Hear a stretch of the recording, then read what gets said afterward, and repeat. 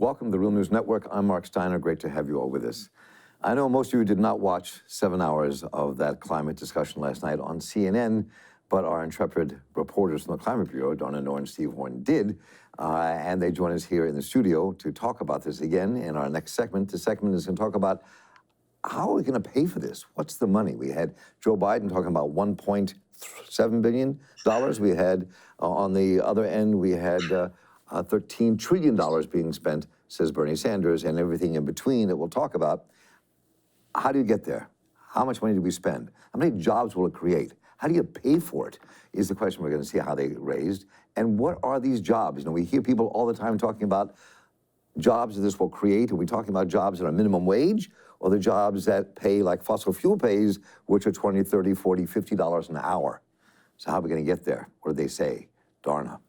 Well, it's a lot to take on. It is. I mean, first, I will say that I was excited to hear a number of candidates say, that they would make sure that these are unionized jobs and jobs that pay really well.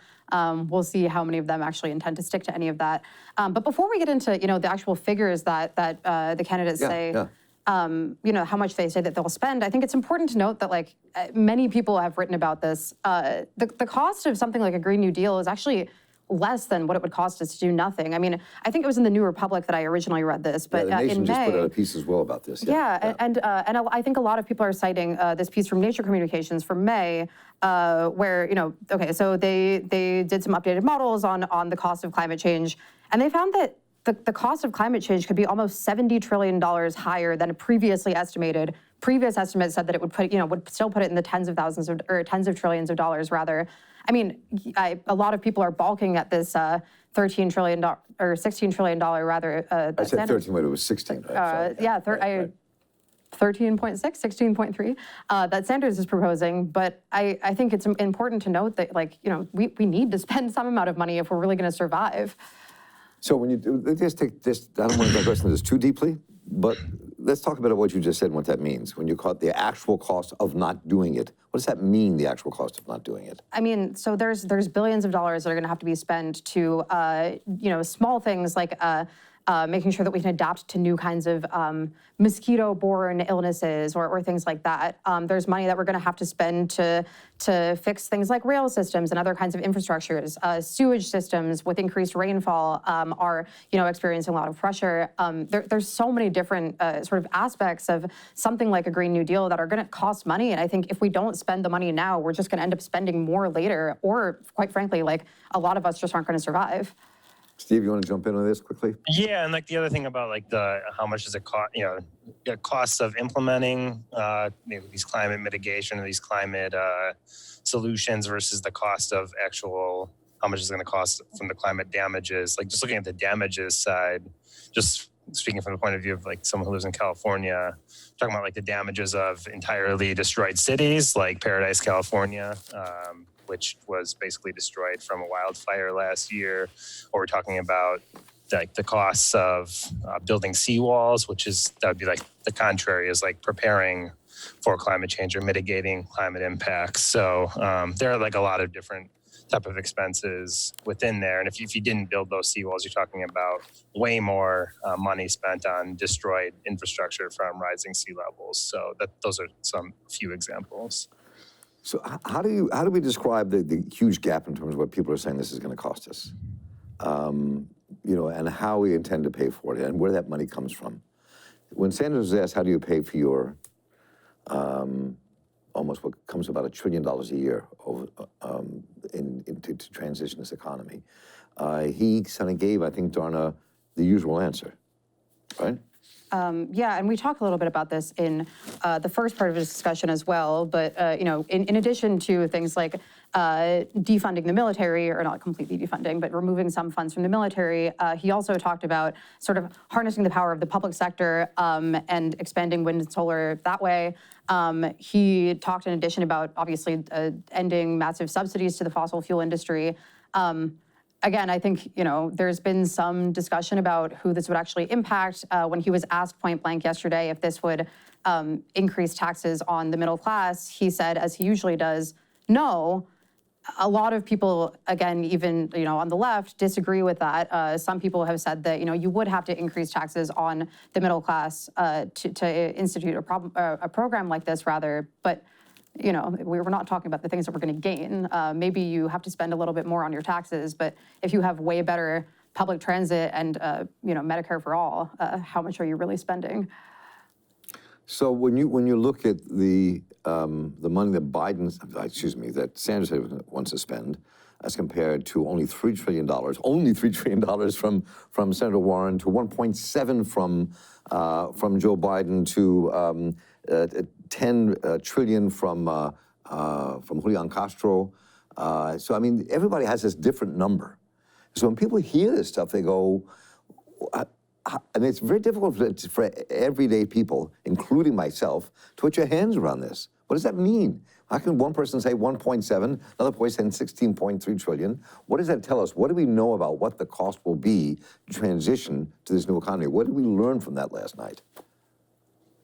Well, I think that there's kind of like a parallel playing out, like if we're talking about last night, but like talking about the Green New Deal, and there's been different numbers thrown around about how much that might cost. And I know that I think that one of the numbers was like $93 trillion, but then some people say it will cost less. And so did you just say 93 trillion? I believe that was the number that some right-wing groups were saying. Yeah, I was just going to say, I think that was right.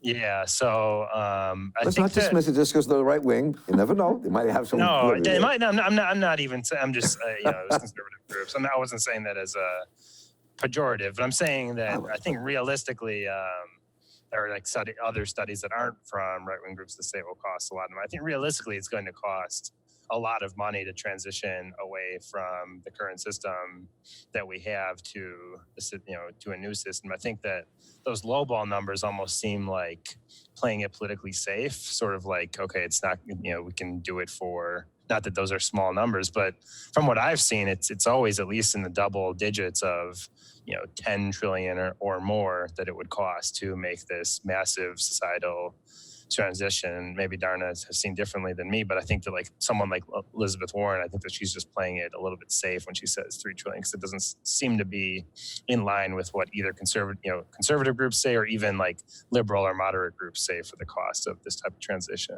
Yeah, and I think we're well above like 10 trillion, even if you're just talking about the transition to sustainable energy. I mean, that has nothing to do with things like the complete federal jobs guarantee that, the sort of Sunrise Movement, AOC, Green New Deal platform includes. So, if we're not willing, again, to spend this kind of money on that kind of transition, I'm not sure what we're going to be willing to spend money on. Did anybody last night talk about jobs and what this really means and what the jobs mean, how many jobs, what they're going to pay? And I mean, that seems to be one of the factors that can affect a lot of people's vote come, whether it's the primaries, but especially in the general election coming up next year, will be jobs. I mean, that's been one of the problems with the Green New Deal and the Green Movement is the jobs we're talking about are paying so much less than the jobs in filthy industries. Yeah, actually, a number of people did talk about, the need to create jobs, well-paying jobs. Amy Klobuchar talked a bit about increasing the minimum wage. As you and I often talk about, the minimum wage isn't really going to do much for somebody who's making $60,000 a year in the fossil fuel industry. Biden says that he's going to create 10 million jobs, and he talked about the jobs paying $25 an hour, which I guess that's not terrible. It's obviously better than the minimum wage right now by a lot.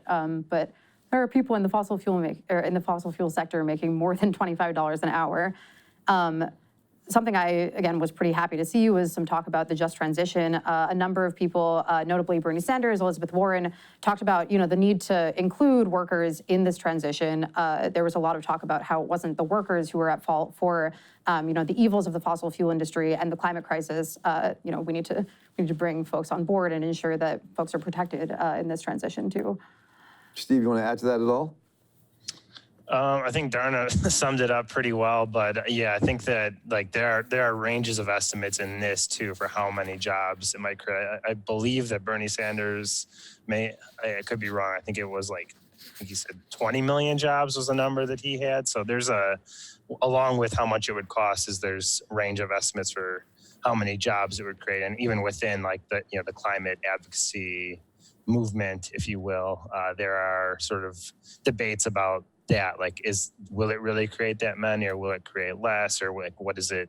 Are they new jobs? Is people transitioning jobs? I mean, so there's kind of like nuances within it in the circles that follow these things. But yeah, it's kind of for both these. I think that the theme is I'd be really interested just to kind of like have all these campaigns really show their work a little bit more, like how are you getting to these final numbers, right? Like where are your citations, that kind of thing. But and what kind of jobs are we talking about? I spoke with Kim Kelly, Teen Vogue's labor reporter, just last week about this a little bit. That was a good interview, by the way. Well, thank you. Yeah, Kim's great. I think a lot of people are sometimes kind of surprised to hear that people in the fossil fuel industry are so skeptical of even something like the term just transition.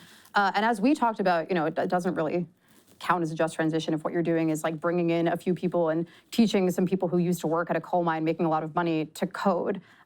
This kind of just transition needs to be a lot more in depth and needs to include a lot more people than that. And also they need to be jobs that don't go away.